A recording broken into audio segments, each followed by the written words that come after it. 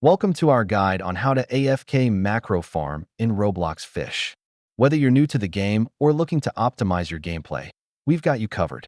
AFK macro farming is a method of using scripts or programs to automate your in-game activities while you're away.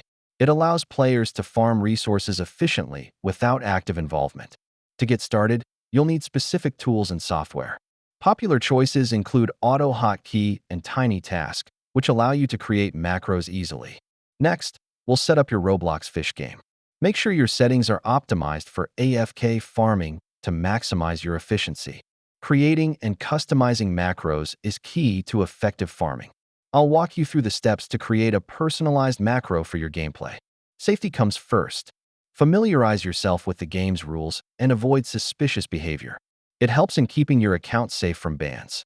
While AFK farming, you might encounter some common issues.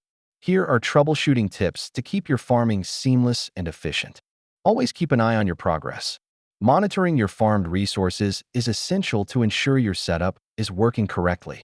To conclude, AFK macro farming is a powerful way to enhance your Roblox Fish experience. Follow these tips for successful farming and have fun.